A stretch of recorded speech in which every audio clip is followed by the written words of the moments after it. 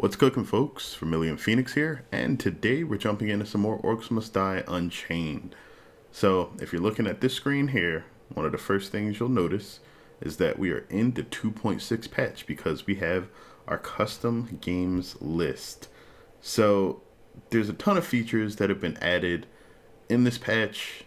They're quite meaningful for the overall game. There's trap changes, there's buffs, there's just a lot of stuff, but the most interesting immediately is probably going to be a new hero. So we're going to keep this private for now. This is a new screen, which you haven't seen before, but it basically is a lobby that is created whenever you start a match. You can make the lobby public, keep it the same, invite people before it started to get them into the match. And then there's settings. You can create a password, lobby description. It's really, really nice. And once you launch it, you move into things as usual. Here's Brass. Brass, if you didn't know, is good old Dobbin's wife. And actually, before I even jump into this, there are new dances for some of the characters. I haven't played with everybody since the patch dropped, but I know that Bianca's so far is at least different. Hogarth's is the same, and there's a few other people that I need to get into to check them out. But yeah, they're nice. But Brass is the new character added in the 2.6 patch. He's an engineer. Everybody that has played engineer in Team Fortress 2, go ahead and pay your respects now, because that is basically what you're going to get here. I haven't actually played Brass yet, so this will be us sort of going into this journey together. So it should be fun. Actually don't want to make that change there, but whatever.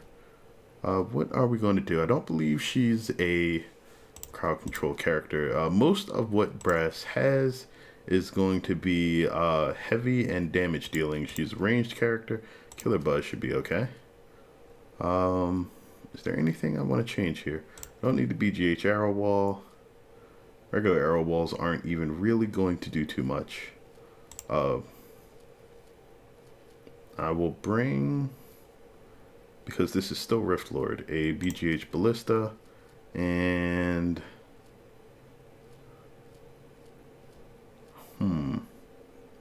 instead of the Summoner Trap, we're going to grab Web Spinners. Nice, nice. And then we're going to drop the Arrow Wall for Floor Scorcher. Now, the Floor Scorcher has been nerfed a bit with this patch. Oh, that looks cute. But she kisses the wrench. That's a little weird too. Don't have a skin for her yet.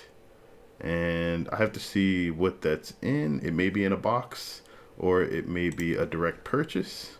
But I think Guns, Gears, and Lace is the piratey steampunk skin that I saw in the concept art that I really like.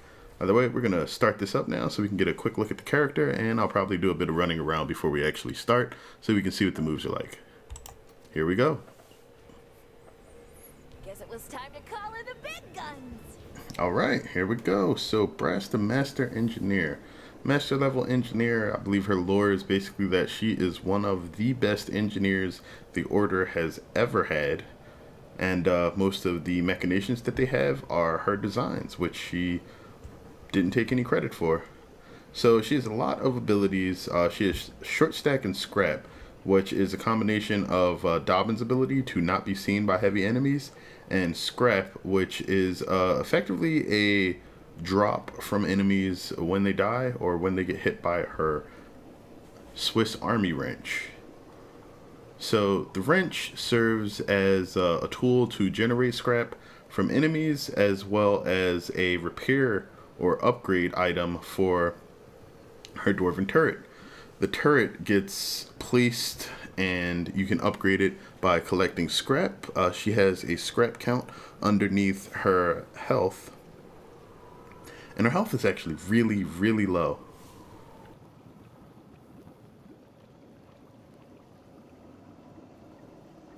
Sorry, I got some sirens in the background for a second. But her scrap replaces energy for her. So mana related things you will not be able to use for her. You can't generate scrap that way. It has to come from things in combat. So there's going to be an early game sort of decision making process that goes around actually selecting whether or not you are going to be using scrap for her bombs and her turret, and you know, just making sure that the turret is kept alive. Right there. So her primary attack is sort of this blunderbuss, which is, for all intents and purposes, a shotgun. And you can see the spread. Well, if I back it up a bit, it's sort of like this oval shape that is a bit longer vertically than it is horizontally. But that means that for the most part, you'll want to stay really close before you fire at enemies. However, I'm going to try a couple of things here. Her right click is this cannonball that fires out and explodes. Has decent cooldown, 4 seconds. Not something super heavy, but it doesn't require scrap. And I believe it deals some damage on impact and explosion. So the weird thing about Brass is that, unlike most characters where if you queue up one of their abilities in the middle of it, Brass's animation is prioritized over any other ability that you use. So if I attempt to use her cannonball shot directly after firing her primary attack, what happens is you see the reload happen before the cannonball comes out. And I'm not sure if that's intentional, because it could be the case that, yeah, because of how fast she would be able to fire on a cancel, you may actually wind up increasing her DPS if they just let her cancel the reload animation. So I don't know. There's an interesting caveat with the character. It's like, do you want her primary gunshot to do a ton of damage and just have to have this forced reload in between every shots, even though the animation is cool? Or do you want to lower the damage and allow people to cancel it with her other attacks? Especially since, unlike characters that generally have mana, because her cannonball does not cost anything, it's pretty interesting.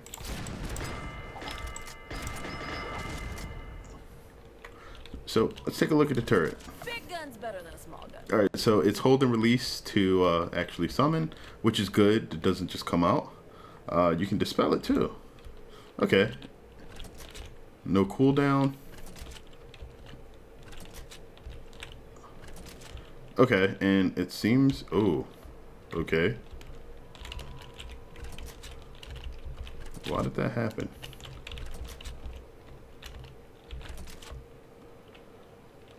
Okay, after a while it disappeared. I guess if you dispel this in the middle of summoning it, it can... The health bar can get stuck? That was weird. I'm not... Wait, what? Alright, so there it is again. I thought... No, you can't see it unless you're in front of it. Okay, that's really odd. Oh, that's a bug. I'm not sure exactly how to duplicate it, but it's there. Not a piece of scrap anymore. Alright, there is a range to... No, there isn't. You seem to be able to dispel it from a pretty far distance. Let me see. Alright, yeah, it looks like you got about 2 tiles. Let's see.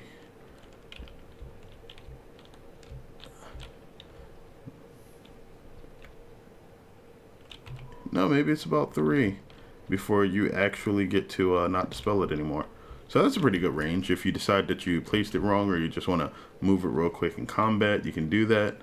And then we have Q for the wrench. Worked on Dobbin.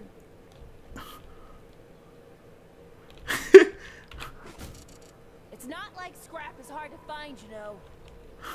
Did she say it worked on Dobbin? So she smacked her husband with the wrench and he got upgraded, I guess. Yeah, that I'm not even gonna touch that.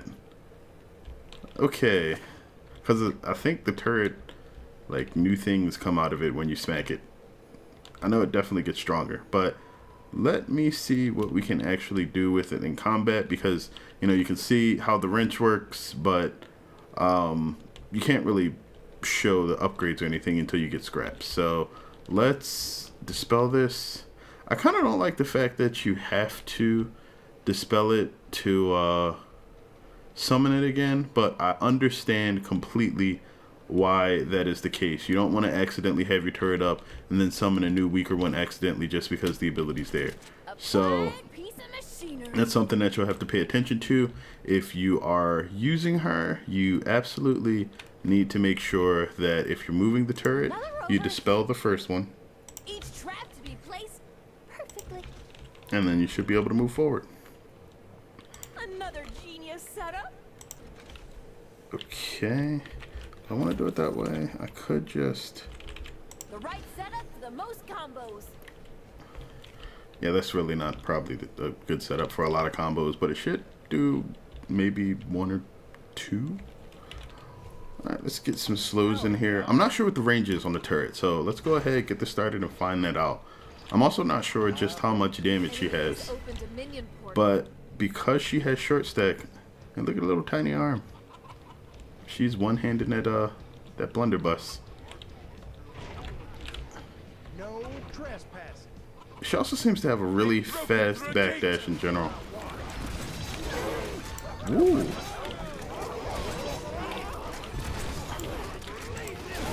For a primary attack, that actually seems really good. Yeah, she is not slow at all. Okay. So, this is another situation where she doesn't really have a lot of cooldown on anything, actually. Weird. Why can I not pick this up?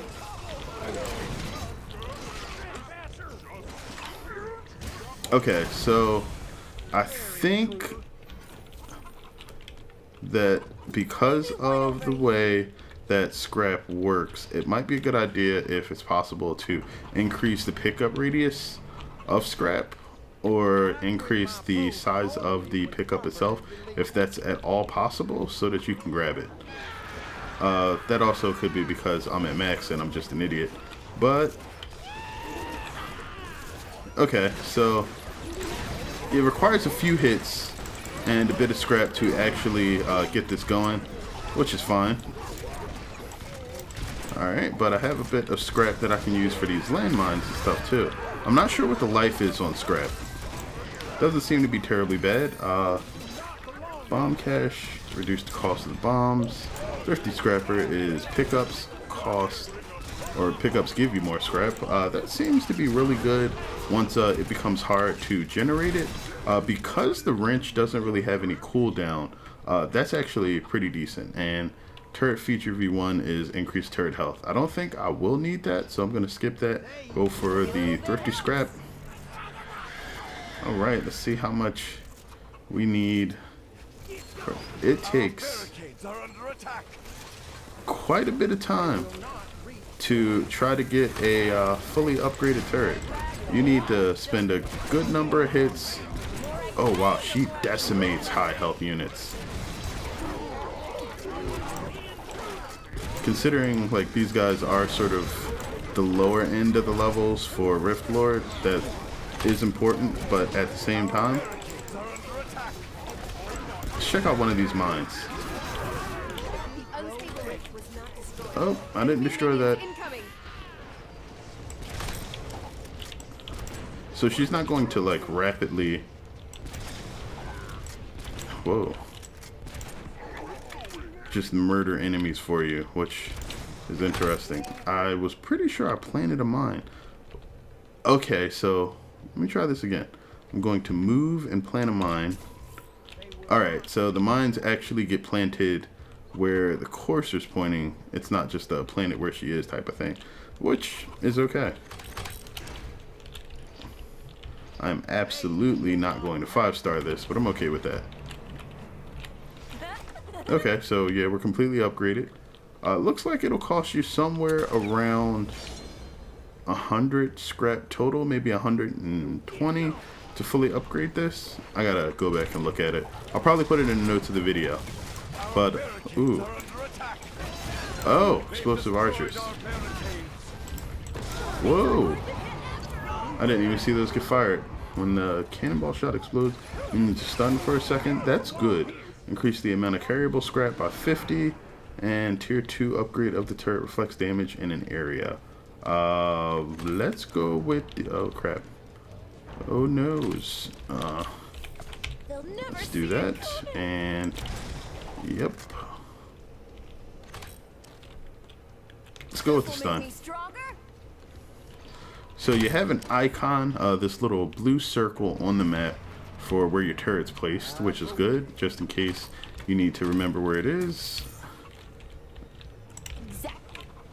There we go. Let's make this a little bit easier to manage. So due to 1 second stun actually doesn't seem that strong, but the cooldown of the ability is pretty short.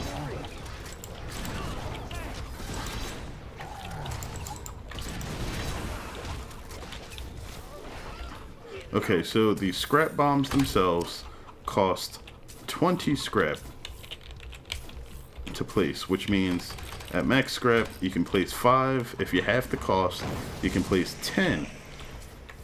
You can probably stack a ton of these. I think the note says you can have up to 15 out at once. Let's see what happens to these enemies that are see, that's a bit of a peeve for me with the shield guys. The fact that like there's really no grounded trap state that makes it so that they can't just activate everything and live through it. I mean, granted, like, it shouldn't be something that you can easily use to get rid of their shields, but floor traps should kind of be the weakness. Like, things like the floor spikes will damage them because I guess they don't have any sort of directional bearing as far as damage goes. Like, only attacks from the heroes can have directional bearing, other than like a very some special circumstances like wall traps. But oh, she said incoming. Ooh. So I'm thinking that yeah, how much damage is that gonna take? Whoa. I don't think I could see any of those until they actually like flew at me. I didn't hear like the normal cocking sound or anything. I wonder if some of the sound effects changed. That just seemed weird to me. Uh-oh. Let me get this back over here before the boss comes out. How much damage can I do to... Wow! That is a lot of damage.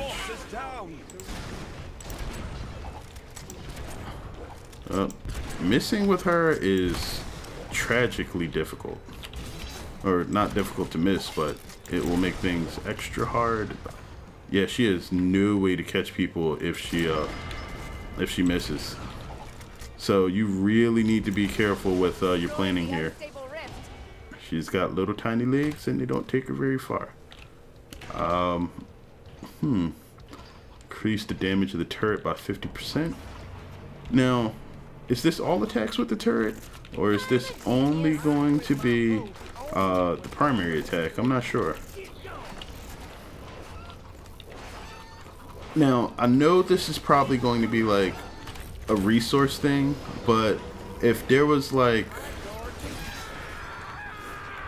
kind of wish that there was some way to tell the actual turret range. Now, it could just be like a flat amount. Like, I'm thinking that like this is supposed to be like a fairly long range thing, but I may be wrong there. So let's go ahead and dispel the turret. All right, it drops a bit of scrap. Let's go ahead and place another one there. I can trap through it. It's good. Wait for the cooldown. All right, so 5 for the first upgrade. They will not reach 1, the 2, 3, 4, 5, 6, 7, 8, 9, 10. So it takes a full 100 scrap for the second upgrade, which seems like a lot. And I think I have heard some feedback on the fact that basically it costs. She seems scrap starved when first setting up the turret, and I think that's probably why. I think they should probably unify the cost into just the same amount for both levels, but they could probably increase it slightly for the first level. An unstable rift is opening. Destroy it. Like, you could probably decrease it overall a little bit, like make it 120 total scrap, and just make it so that Our heroes it destroyed takes the 60 unstable rift, each. and there was much rejoicing. Just because if you're gonna have to remain relatively close to it, then it's not really going to be a situation where the turret's like super far away. It has to be in an area where it's going to be dangerous.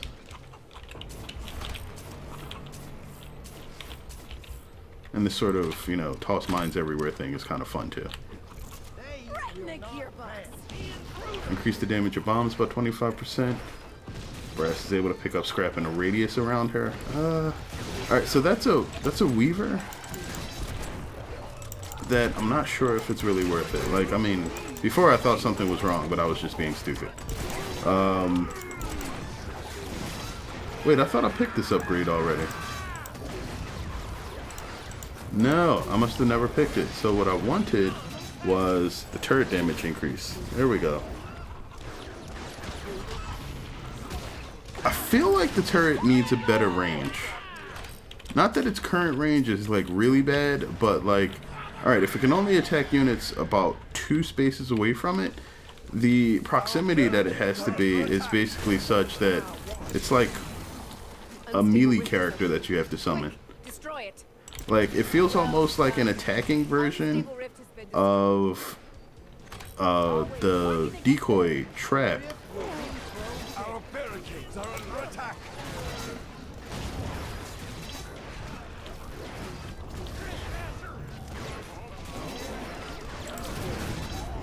That cannonball is really nice. Alright, cannonball coming, reduces the cooldown of cannonball by 50%.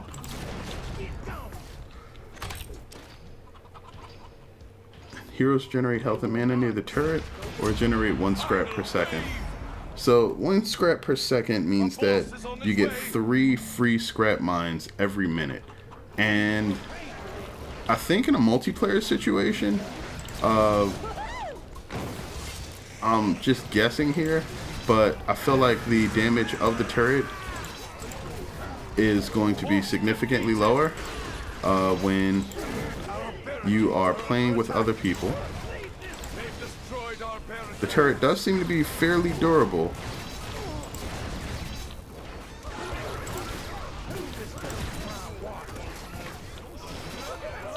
I'm not even sure what her like actual damage per shot is at the level that I am, but I know it's high.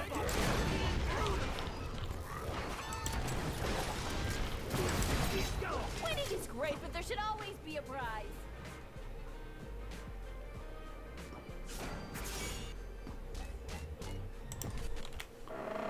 Wow.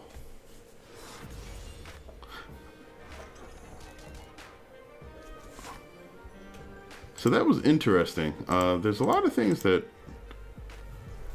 I'm still a little puzzled about there. So let's take a quick look at just this. So a primary attack still seems really good. It does a ton of damage, so I understand, the need for the long animation and reload. The cannonball shot also seems to be really good.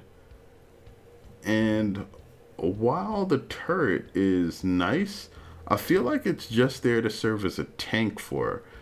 Like, damage-wise, it probably does a good amount, but I'm wondering if you could actually wind up pulling off better damage by focusing on the hero herself, which means things like the damage increase are less interesting here when you could increase the damage of the bombs and spam those out. But the bomb damage increase is more impactful with the bomb cache than it is with Mrs. Boom. I don't know. She has some very interesting weavers. Like, they're all like kind of single-minded in that it's bombs and cannonballs here, so you'll deal a ton of damage with the character, but you'll be leaving the turret alone. The turret has its own abilities regardless. You'll always get your rockets and your electric field by upgrading it. And it does decent damage. Like, I don't want to say that it seems weak, because it doesn't. It was doing about 254 a shot, and like it was doing this on its own. So it's sort of like a foil to the way that her shotgun works, or a blunderbuss. I mean, it's basically an old style shotgun, but yeah, like it deals a bunch of tiny attacks where you have one big one. And having like a character that basically has an automatic primary secondary attack is kind of like an improved version of Zoe's Phoebe. So again, it's not bad. It probably makes up about 50% of her damage if you were just primary attacking. The difference comes in that I'm not sure, or I personally couldn't see the effects of the missiles while I was testing that out. Now, we could probably go in again and just see what the missile launcher does on its own, but that's probably something I'll save for like a hero overview. Overall, she seems very interesting. Like, there's just a lot of mechanics going on, and it's weird in that like she's sort of like this short, like close range character, but like all of her attacks are like kind of ranged. So you can't really run from enemies, but you can't really chase them either. And that makes where you decide to put her turret and how you path enemies on stages very important. Like, if you don't have proper funneling and close off paths that might split a herd, then you could run into a ton of issues, and she does not have the tools to sort of pick that up. Even with speed pads, she really wouldn't be moving that fast. And of course, those take up trap slots as well as a slot in the deck. But, I like the turret. I like the scrap bombs. They seem a bit expensive. The turret takes a very long time to upgrade. And I don't know, I think the upgrade time with the turret seems just to be a bit long. The amount of scrap that you get versus how fast you can upgrade the turret seems a bit much to me. But at the same time, if I were a lower level, I could probably smack enemies with the wrench a few more times, or just farm the scrap off of a heavy unit that I'll just like chase down with the wrench while it was walking over traps, and then use that to feed the turret. I don't know. I'll probably have to see how she works on a few more stages, which of course will be coming up. I guess I'll split the upcoming gameplay between Elin and Brass as I start working on some other things for the channel as well.